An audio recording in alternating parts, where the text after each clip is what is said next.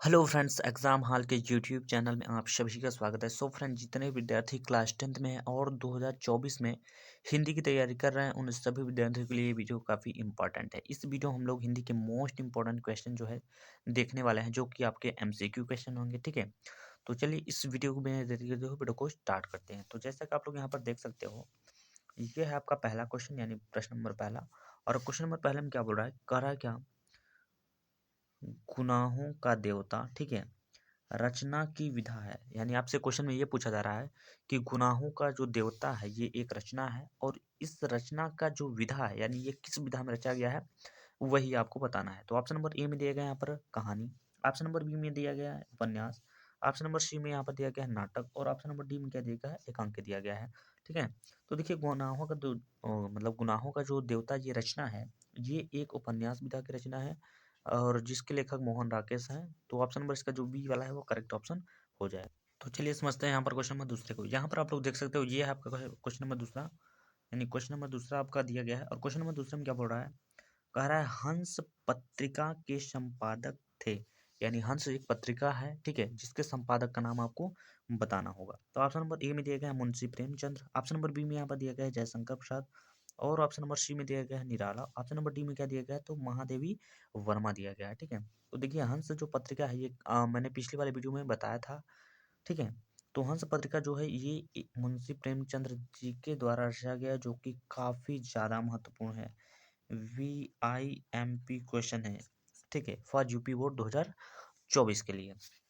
ठीक है, तो चलिए यहाँ पर चलते हैं क्वेश्चन नंबर यहाँ पर तीसरे को देखते हैं।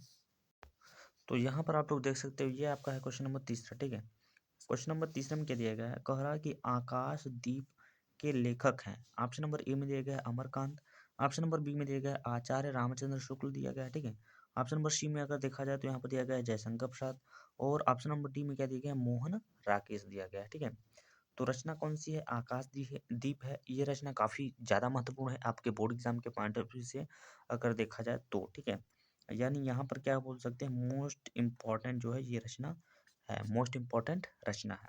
तो देखिए ये जो आकाशदीप जो रचना है, ये जयशंकर प्रसाद जी के द्वारा रचा गया है, जो कि काफी ज्यादा महत्वपूर्ण माना जाता है। ठीक है, तो यहाँ पर आप लोग देख सकते हो, ये आपका है क्वेश्चन नंबर चौथा। क्वेश्चन नंबर चौथा भी काफी ज्यादा महत्वपूर्ण है। ठीक है, तो चलिए देखते हैं क्वेश्चन नंबर 14 में क्या बोल रहा है, कह रहा है कि आचार्य रामचंद्र शुक्ल किस युग के लेखक हैं। ये क्वेश्चन युग से पूछा गया है, यानी कालावधि, समय अवधि, जो भी आप बोल सकते हैं। ठीक है, यानी युग से। तो ऑप्शन नंबर ए में दिया गया है शुक्ल युग, ऑप्शन नंबर बी में दिया गया है यहाँ पर द्विवेदी युग, ऑप्शन नंबर सी में दिया गया है शुक्लोत्तर युग, और ऑप्शन नंबर डी में क्या दिया गया है, भारतेंदु युग दिया गया है। तो इस मतलब कि आचार्य रामचंद्र शुक्ल का जब भी मतलब इसका जो मतलब कि जो इसका युग पूछा जाएगा, किस युग में के लेखक हैं, तो उसका एक मैंने ट्रिक बताया था इनके नाम से ही।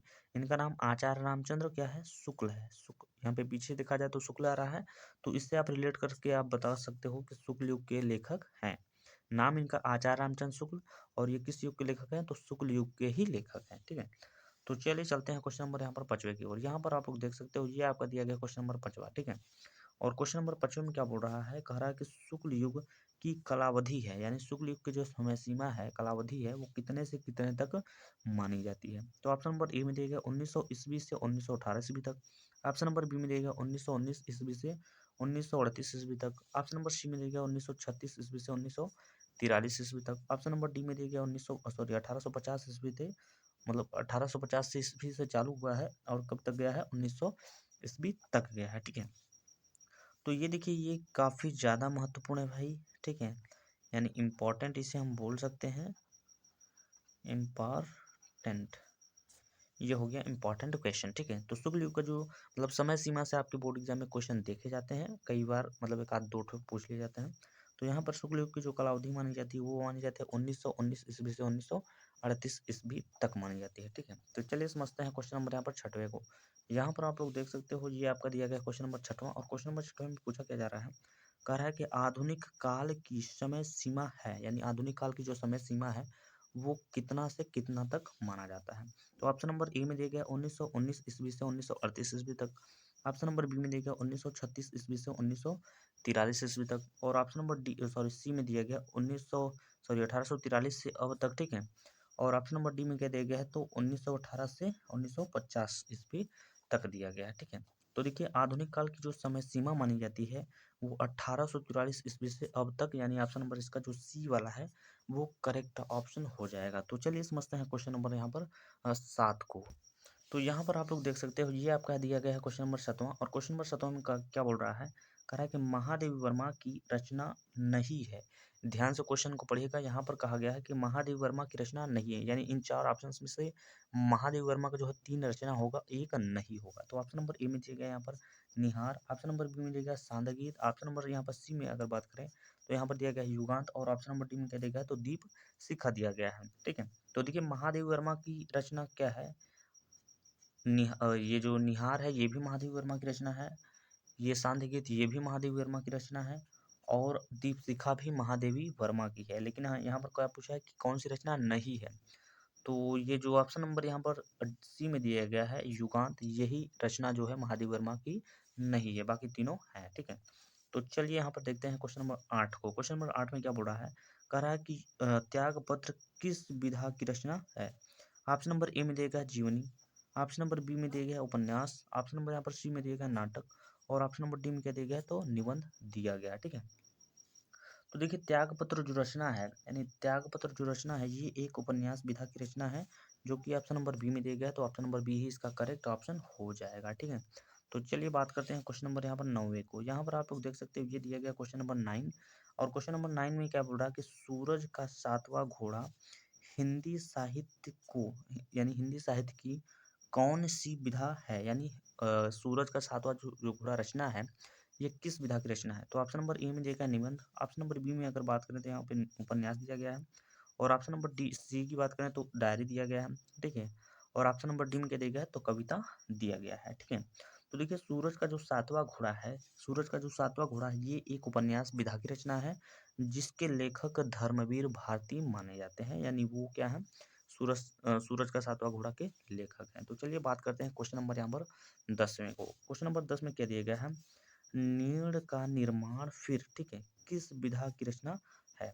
तो ऑप्शन नंबर ए में दिया गया कहानी, ऑप्शन नंबर बी में दिया गया यहाँ पर आत्मकथा, ठीक है, आत्मकथा ये लिखा है, ऑप्शन नंबर अगर सी की बात करें तो उपन्यास दिया गया है, ऑप्शन नंबर डी में क्या देगा तो निबंध दिया गया है। तो देखिए नीड़ का निर्माण निर्माण मतलब ये फिर जो रचना दिया गया है नीड़ का निर्माण फिर, ठीक है, ये एक आत्मकथा विधा की रचना है जो कि काफी ज्यादा महत्वपूर्ण है, आप इस रचना को मान सकते हो। ठीक है, तो इसको आप लोग अच्छे से नोट करिएगा और इससे पूरी तरीके से याद करने की कोशिश कीजिए, क्योंकि आपके एग्जाम में मात्र 2 ही दिन बचे हुए हैं। ठीक है, कितने दिन, 2 दिन बचे हैं भाई। ठीक है, तो चलिए समझते हैं क्वेश्चन नंबर यहाँ पर 11 को। क्वेश्चन नंबर 11 में क्या दिया गया है, क्वेश्चन नंबर 11 में कह रहा है कि तितली कृति की विधा है, ये भी क्वेश्चन विधा से ही पूछा गया है। ऑप्शन नंबर ए में दिया गया है कहानी, ऑप्शन नंबर बी में दिया गया है जीवनी, ऑप्शन नंबर सी में दिया गया उपन्यास, और ऑप्शन नंबर डी में क्या दिया गया है तो नाटक दिया गया है। ठीक है, तो देखिए तितली जो रचना है ये एक उपन्यास विधा की रचना है, और अगर पूछा जाए इसके लेखक का नाम तो आप लोग बताएंगे जयशंकर प्रसाद जो हैं इस तितली के लेखक हैं। ठीक है, तो चलिए समझते हैं क्वेश्चन नंबर 12 को। यहाँ पर आप लोग देख सकते हो ये दिया गया आपका क्वेश्चन नंबर 12। ठीक है, क्वेश्चन नंबर 12 यहाँ पर दिया गया है, और क्वेश्चन नंबर 12 में कह क्या रहा है आपसे, कह रहा है कि चिंतामणि, ठीक है, क्वेश्चन नंबर 12 में क्या बोल रहा है, कह रहा है कि चिंतामणि के रचयिता है। ये क्वेश्चन बहुत बहुत बहुत ज़्यादा इंपॉर्टेंट है, इस क्वेश्चन पे आप ट्रिपल स्टार यहाँ पर लगा सकते हो। ठीक है, क्या लगा सकते हो, ट्रिपल स्टार यहाँ पर लगा सकते हो। तो क्वेश्चन में क्या बोल रहा है कि चिंतामणि की रचयिता है। आई होप आप सभी को पता होगा इस क्वेश्चन का जो है आंसर, अगर आप लोगों को पता है तो कमेंट बॉक्स में जरूर बताइएगा। ठीक है, तो ऑप्शन नंबर पहले में यानी ए में दिया गया है doctor Ram Kumar Verma, option number B में दिया गया है जयशंकर प्रसाद। ठीक है, ऑप्शन नंबर यहाँ पर सी में दिया गया है यानी तीसरे में आचार्य रामचंद्र शुक्ल दिया गया है, और ऑप्शन नंबर डी में क्या दिया गया है मुंशी प्रेमचंद्र दिया गया है। ठीक है, तो देखिए चिंतामणि की जो रचना है बहुत ज़्यादा फेमस है, जिसके आपके रचयिता कौन माने जाते हैं तो आचार्य रामचंद्र शुक्ल जी माने जाते हैं। तो चलिए समझते हैं क्वेश्चन नंबर यहाँ पर 13 को। ठीक है, तो यहाँ पर आप लोग देख सकते हो ये आपका दिया गया क्वेश्चन नंबर 13, और क्वेश्चन नंबर 13 काफ़ी ज़्यादा महत्वपूर्ण है। ये भी क्वेश्चन जो है कालावधि समय सीमा से ही पूछा गया है, और जो कि बहुत ज़्यादा इंपॉर्टेंट है। तो क्वेश्चन में क्या बोल रहा है, क्वेश्चन में कह रहा है शुक्लोत्तर युग की समय सीमा है। ऑप्शन नंबर ए में दिया गया है 1938 ईस्वी से 1980 ईस्वी तक। ठीक है, और ऑप्शन नंबर बी में दिया गया है 1850 ईस्वी से 1900 ईस्वी तक। ऑप्शन नंबर सी में दिया गया है 1900 ईस्वी से लेकर 1920 ईस्वी तक। ऑप्शन नंबर यहाँ पर डी में अगर बात करें तो 1936 ईस्वी से 1947 ईस्वी तक। ये पूरा आपका 4 ऑप्शन हो गया है, ठीक है। अब यहाँ पर हमसे पूछा क्या रहा है, यानी पूछ क्या रहा है क्वेश्चन में, शुक्लोत्तर युग पूछ रहा है। क्या पूछ रहा है? शुक्लोत्तर युग पूछ रहा है। तो देखिए शुक्लोत्तर युग की जो समय सीमा होती है वो 1938 से 1980 तक मानी जाती है, ठीक है। शुक्ल युग की समय सीमा 1919 से 1938। अगर शुक्लोत्तर की बात करें तो 1938 से चालू होता है, कितना जाता है 1980 ईस्वी तक जाता है। तो चलिए समझते हैं क्वेश्चन नंबर यहाँ पर 14 को, ठीक है। क्वेश्चन नंबर 14 में क्या बोल रहा है, कह रहा है कि अर्धनारीश्वर, ठीक है, अर्धनारीश्वर के लेखक हैं। ऑप्शन नंबर ए में दिया गया है Vishnu Prabhakar. Option number B में अगर बात करें तो यहाँ पर दिया गया है प्रेमचंद। ऑप्शन नंबर सी में अगर बात करें तो यहाँ पर दिया गया है जयशंकर प्रसाद। और ऑप्शन नंबर डी में दिया गया है चतुर्सेन शास्त्री दिए गए हैं, ठीक है।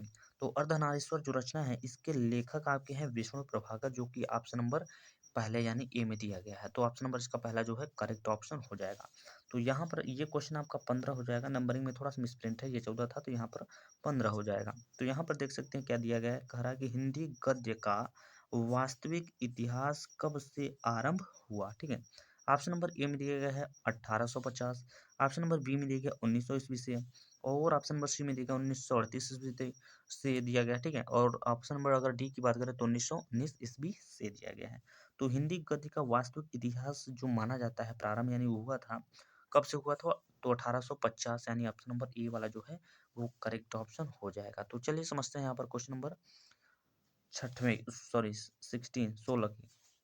यहाँ पर आप लोग देख सकते हो, कह रहा है क्या, पंडित प्रताप नारायण मिश्र लेखक है, यानी किस युग के लेखक हैं, ये आपसे पूछना चाहता है। तो ऑप्शन नंबर ए में दिया गया यहाँ पर द्विवेदी युग। ऑप्शन नंबर यहाँ पर बी में अगर बात करें तो यहाँ पर दिया गया भारतेंदु युग। ऑप्शन नंबर सी में दिया गया शुक्ल युग के लेखक हैं, ठीक है। और ऑप्शन नंबर डी में क्या देगा, शुक्लोत्तर युग के लेखक हैं। यानी पंडित प्रताप नारायण मिश्र जो है ये एक भारतेंदु युग के लेखक है, जो कि काफी ज्यादा महत्वपूर्ण रचना है, यानी मोस्ट इंपॉर्टेंट ये रचना है। यानी क्वेश्चन है, रचना नहीं है, ये क्वेश्चन है, ठीक है। काफी अच्छा क्वेश्चन है, इस पर स्टार आप लोग लगाकर याद कर सकते हो अच्छे से, ठीक है।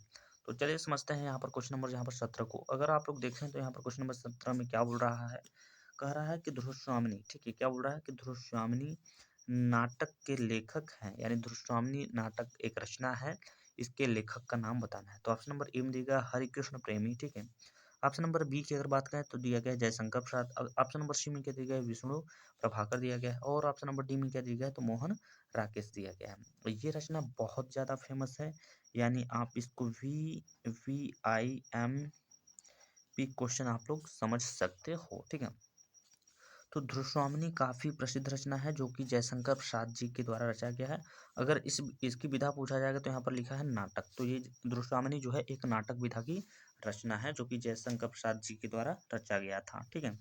तो चलिए समझते हैं क्वेश्चन नंबर 18 को। यहाँ पर आप लोग देख सकते हो, ये दिया गया क्वेश्चन नंबर 18। और क्वेश्चन नंबर 18 में क्या बोल रहा है, कह रहा है कि गोदान किस युग का उपन्यास है, ठीक है। ऑप्शन नंबर ए में दिया गया शुक्ल युग।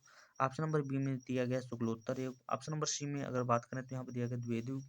ऑप्शन नंबर डी में अगर बात करें तो यहाँ पर क्या दिया गया है, तो आधुनिक युग दिया गया है, ठीक है। तो देखिए गोदान जो है ये एक शुक्ल युग की रचना है। अगर आपसे पूछा जाएगा कि ये गोदान किसकी रचना है, तो आप लोग बताएंगे प्रेमचंद। क्या बताएंगे, नाम याद रखिएगा, प्रेमचंद, ठीक है। चंद होता है, चंद्र नहीं होता है। तो इस बात को आप लोग अच्छे से समझिएगा। तो चलिए समझते हैं क्वेश्चन नंबर 19 को। तो यहाँ पर आप लोग देख सकते हो, ये आपका क्वेश्चन नंबर 19 दिया गया है। ये भी समय सीमा से है। समय सीमा वाले जितने भी क्वेश्चन मुझसे मिल सके, ठीक है, मैंने कोशिश किया है कि यहाँ पर सभी समय सीमा को एक बार में ही बता दिया जाए, ताकि आप लोग यहाँ पर एक बार बढ़ें और उसके बाद डायरेक्ट आपके अगर बोर्ड एग्जाम में समय सीमा से कोई भी क्वेश्चन आता है तो आप वहाँ पर लगा सकते हो, ठीक है। तो चलिए क्वेश्चन नंबर 19 को देखते हैं। तो यहाँ पर आपसे पूछ रहा है कि प्रगतिवादी युग की कालावधि है, यानी प्रगतिवादी युग जो है इसकी समय सीमा कितनी है, यही आपसे पूछा रहा है। कालावधि समय सीमा एक ही होता है, भाषा में थोड़ा सा हेरफेर है, आप यहाँ पर कंफ्यूज होने की आपको जरूरत नहीं है। तो ऑप्शन नंबर यहाँ पर ए में दिया गया है, यानी पहले में दिया गया 1936 ईस्वी से 1943 ईस्वी तक, ठीक है। ऑप्शन नंबर अगर बी की बात करें तो यहाँ पर दिया गया 1850 ईस्वी से 1900 ईस्वी तक। ऑप्शन नंबर सी की अगर बात करें तो 1943 ईस्वी से 1953 ईस्वी तक। ऑप्शन नंबर अगर डी की बात करें तो 1953 ईस्वी से 1960 ईस्वी तक। ये आपके 4 ऑप्शंस दिए गए हैं, ठीक है, जिसमें से आपको करेक्ट आंसर यहाँ पर बताना होगा। तो देखिए जो ये आपका ये प्रगतिवादी जो युग है, ये प्रगतिवादी युग जो है ये 1936 ईस्वी से 1943 ईस्वी तक माना जाता है। तो ऑप्शन नंबर इसका जो फर्स्ट वाला है, ए वाला है, यही हो जाएगा आपके क्वेश्चन का करेक्ट आंसर। ठीक है, तो चलिए समझते हैं यहाँ पर क्वेश्चन नंबर सॉरी 20 को। क्वेश्चन नंबर अगर 20 की बात करें तो यहाँ पर दिया गया है आपका प्रयोगवादी युग की कालावधि, यानी प्रयोगवादी युग जो है इसकी कालावधि आपसे यहाँ पर पूछा जा रहा है। तो ऑप्शन नंबर अगर ए की बात करें तो यहाँ पर दिया गया 1960 ईस्वी से 1971 ईस्वी तक। ऑप्शन नंबर अगर बी की बात करें तो यहाँ पर दिया गया 1943 ईस्वी से 1953 ईस्वी तक।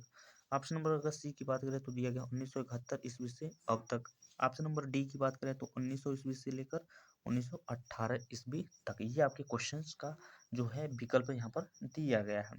तो देखिए प्रयोगवादी युग की जो समयावधि है यानी कालावधि जो मानी जाती है वो मानी जाती है 1943 ईस्वी से 1953 ईस्वी तक। यानी कहने का मतलब ऑप्शन नंबर इसका जो बी वाला है वो करेक्ट ऑप्शन हो जाएगा। तो चलिए समझते हैं क्वेश्चन नंबर यहाँ पर 21 को। यहाँ पर आप लोग देख सकते हो ये दिया गया है आपका क्वेश्चन नंबर 21। ठीक है, और क्वेश्चन नंबर 21 में क्या बोल रहा है, कह रहा है कि निम्न में से छायावाद युग के कवि हैं, यानी इन चारों ऑप्शन में से कौन सा कवि ऐसा है जो छायावाद युग का कवि है। ठीक है, तो ऑप्शन नंबर ए में देगा सुमित्रा नंदन पंत, ऑप्शन नंबर बी में दिया गया है नरेंद्र शर्मा, ऑप्शन नंबर अगर सी की बात करें तो यहाँ पे दिया गया है दादू दयाल। ठीक है, ऑप्शन नंबर डी में क्या दिया गया है कुतुबन दिया गया है। तो हमसे अगर ध्यान से अगर देखा जाए तो यहाँ पर पूछा है क्या छायावाद। आई होप आप सभी को पता होगा कि छायावाद में कितने कवि हैं।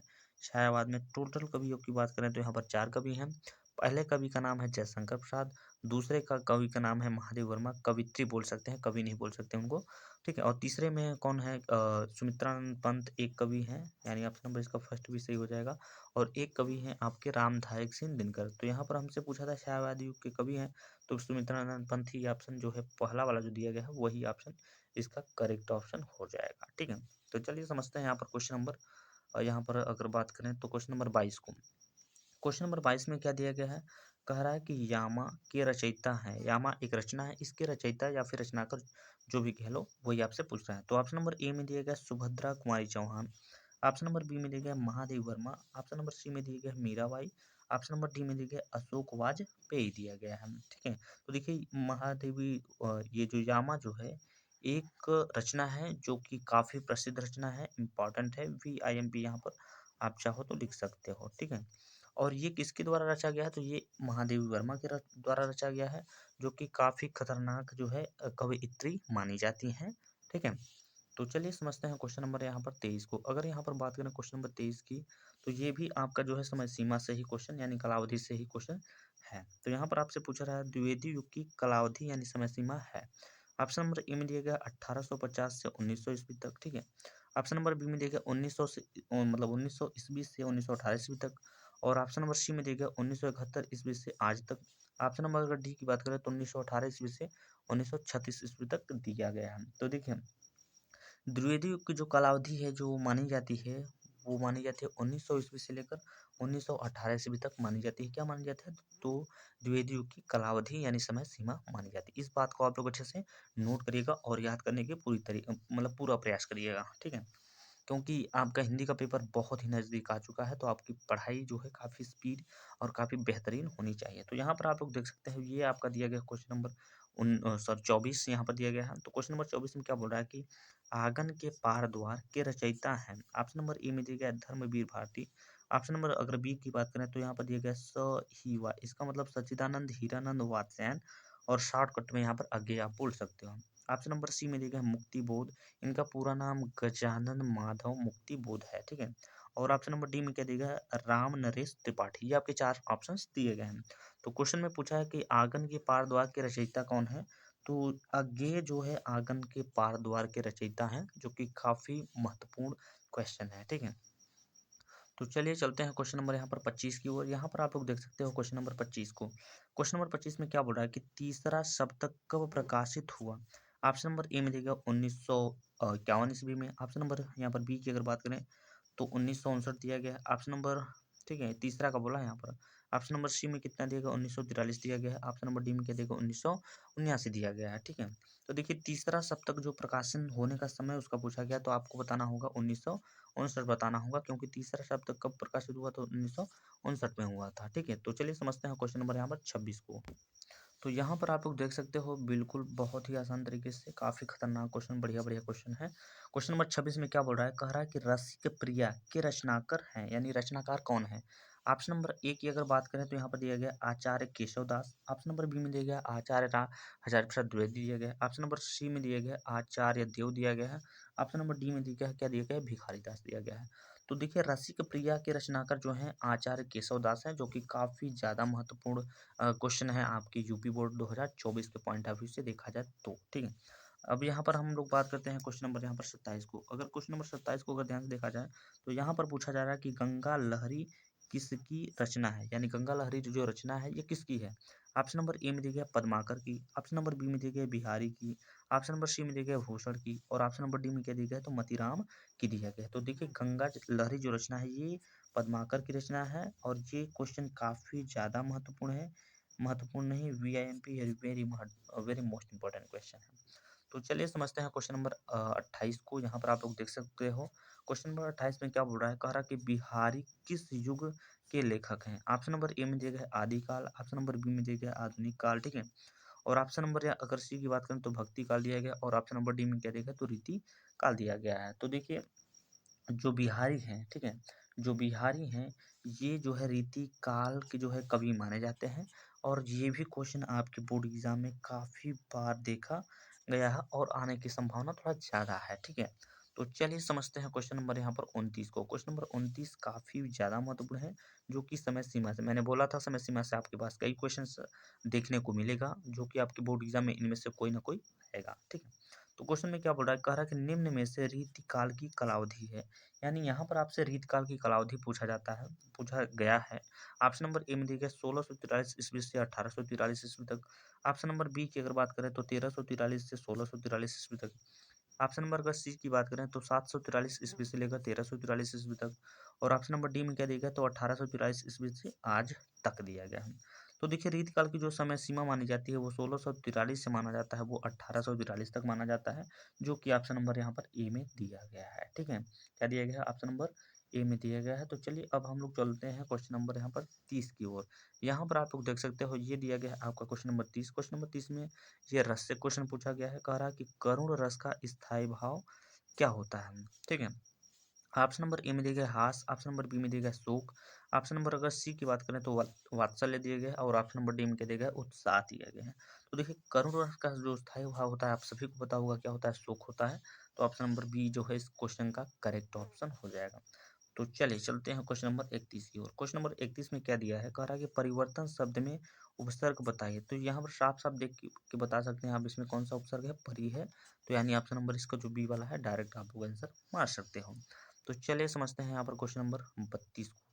यहाँ पर देख सकते हैं ये आपका दिया गया क्वेश्चन नंबर 32। क्वेश्चन नंबर 32 में क्या बोल रहा है, कह रहा है चक्रपाणी में कौन सा समास है। ऑप्शन नंबर ए में दिया गया द्वंद्व समास। ऑप्शन नंबर बी में दिया गया द्विगु समास। ऑप्शन नंबर सी में दिया गया बहुव्रीहि समास। और ऑप्शन नंबर डी में क्या दिया गया कोई नहीं। तो यहाँ पर देखिए क्या बोल रहा है चक्रपाणी, यानी चक्र है धारण, मतलब जो चक्र को धारण किया है उसको हम लोग क्या बोलते हैं, विष्णु बोलते हैं। ठीक है, तो अर्थात इसका जो आंसर हो जाएगा वो हो जाएगा ऑप्शन नंबर सी हो जाएगा। तो चलिए समझते हैं क्वेश्चन नंबर यहाँ पर 33 को। तो यहाँ पर आप लोग अगर ध्यान से देखेंगे तो यहाँ पर ये आपका है क्वेश्चन नंबर 33 यानी 33। ठीक है, क्वेश्चन नंबर 33 में आपसे पूछ रहा है कि भोलापन में प्रत्यय है। आई होप आप सभी को पता होगा कि प्रत्यय किसे बोलते हैं, कब कहाँ होता है, आगे होता है या पीछे होता है। ये सब बेसिक चीज़ है, मैं कई बार यहाँ पर आपको बता चुका हूँ। तो देखिए यहाँ पर प्रत्यय वे शब्द होते हैं जो शब्द के पीछे जोड़ते हैं। यहाँ पर जुड़ा है पन, तो पन ही जो हो जाएगा इस क्वेश्चन का करेक्ट आंसर हो जाएगा। तो चलिए समझते हैं यहाँ पर क्वेश्चन नंबर 34 को। क्वेश्चन नंबर 34 में क्या बोल रहा है, कह रहा है गोधूम शब्द का तद्भव क्या होगा। ऑप्शन नंबर ए में दिया गया गेहूं। ऑप्शन नंबर बी में दिया गया चावल। ऑप्शन नंबर सी में दिया गया सरसों। ठीक है, ऑप्शन नंबर डी में दिया गया चना। तो देखिए गोधूम शब्द का क्या होता है तद्भव, तो ये गेहूं होता है, आप सभी को पता होगा, बहुत इंपॉर्टेंट क्वेश्चन है। ठीक है, तो यहाँ पर आप लोग देख सकते हो ये दिया गया है आपका क्वेश्चन नंबर 35। क्वेश्चन नंबर 35 में क्या बोल रहा है, कह रहा है संचारी भावों की संख्या कितनी होती है। ऑप्शन नंबर ए में दिया गया है 30। ऑप्शन नंबर बी में दिया गया है 31। ऑप्शन नंबर सी में दिया गया है 32 और ऑप्शन नंबर डी में क्या देगा है 33। तो देखिए संचारी भाव की जो संख्या मानी जाती है वो 33 मानी जाती है, जो कि ऑप्शन नंबर डी में दिया गया, तो ऑप्शन नंबर डी ही इसका करेक्ट ऑप्शन हो जाएगा। ठीक है, तो यहाँ पर आप लोग देख सकते हो क्वेश्चन नंबर 36 में। क्वेश्चन नंबर 36 में क्या बोल रहा है, कौन रस के अंगों में नहीं आता। आप ऑप्शन नंबर ए में दिया गया स्थायी भाव, ऑप्शन नंबर बी में दिया गया विभाव, ऑप्शन नंबर सी में दिया गया अनुभाव और ऑप्शन नंबर डी में क्या देगा सोरठा। तो देखिए सोरठा ही होगा, क्योंकि सोरठा क्या है, एक प्रकार का छंद है। ठीक है, तो चलिए यहाँ पर देख सकते हैं क्वेश्चन नंबर 37 को। क्वेश्चन नंबर 37 में क्या बोल रहा है कि संज्ञा शब्द विकारी है या अविकारी। कहने का मतलब संज्ञा क्या है, विकारी है या फिर अविकारी है।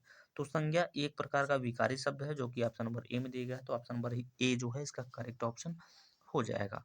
तो यहाँ पर देखिए ये क्वेश्चन आपसे अलंकार से पूछा गया है। कह रहा है कि सीता का मुख चंद्रमा के समान सुंदर है। जब भी कभी तुलना, यानी कि सीता की तुलना किसी चंद्रमा से किया जा रहा है, कंपेयर, तुलना जब भी अगर आएगा वहां पर आपको मानना है कौन सा अलंकार, उपमा अलंकार, बिना सोचे समझे। ठीक है, तो चलिए समझते हैं क्वेश्चन नंबर 39।